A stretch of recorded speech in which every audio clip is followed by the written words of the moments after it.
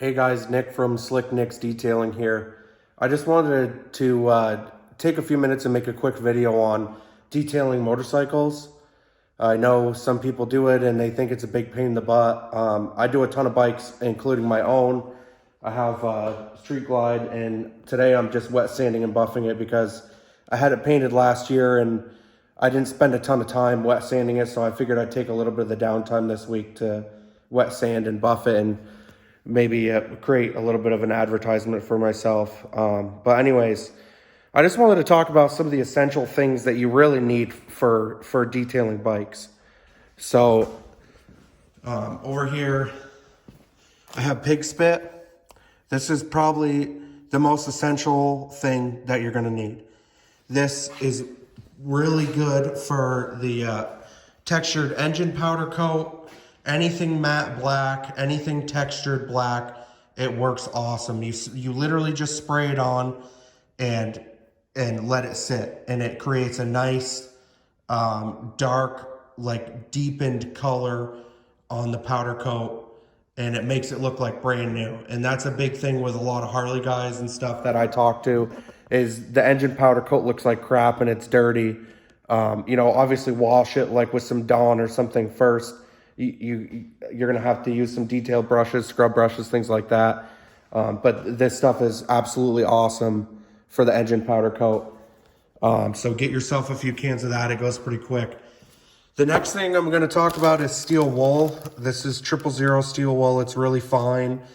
I don't have any chrome on my bike because I'm not a chrome guy aside from the wheel. But this is steel wool is essential for anything chrome. The exhaust gets particles and stuff on it, little rust specks on it.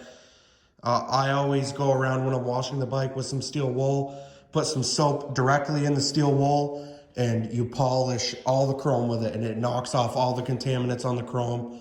And then afterwards I go over with just some generic metal polish. There could be better stuff out there than this. This is just what I found at my local store. And, a buffer ball really helps, and some applicator pads. Just go around and clean the chrome up, clean the aluminum, the polished aluminum up, stuff like that.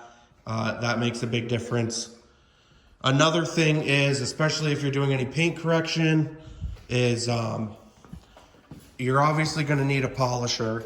So I have a Snap-on one. I think I'm gonna buy a 3-inch corded polisher, probably one of the smaller ones that I can find, a rotary. I have a small DA, the Griot's 3-inch DA buffer, but honestly it just stalls out a lot. So it's kind of hard on a lot of these small, super curved areas. Like right here, it was just stalling out. So it wasn't very effective. So you're definitely gonna need a rotary polisher. And I have this one too, which this is just a Harbor Freight one. It was 80 bucks, and then batteries were 25 a piece. I bought like 5 batteries with it. They die pretty quick. It's not very powerful, but that's what I'm using right now. And I'm wet sanding and buffing my bike. And I think that's about it. Obviously, every bike is different, but those are some basic things to know or to have while you do bikes. Another big thing is taking the bags off. If you don't own a Street Glide or a Harley, you may not know how to take the bags off. It's super simple. You bear with me here. My bike, I have screw-in things, but normally it's just usually it's just like a locking mechanism, and it's just a pin. If it's the older Harleys, 2014 and older. If it's a newer Harley, it's just gonna be, you open up the bag and you just twist a knob and the bag will come off. You definitely wanna make sure you put it back on right, because people have had bags fall off. So maybe that's not something you wanna do, but get comfortable with it and you should be fine. And definitely gonna need brushes and stuff for the rear wheel to clean all that up. So I have a couple different style brushes, and of course all my detailing brushes over there. But I have some wheel brushes and things like that too. So anyways, Sorry, this is maybe a little bit of a rough video, but I'm just doing it quick and I didn't want to take a bunch of edits, so I'm just doing a quick video. I thought it might help some people out. But anyways, thanks for tuning in. I'll see you on the next one.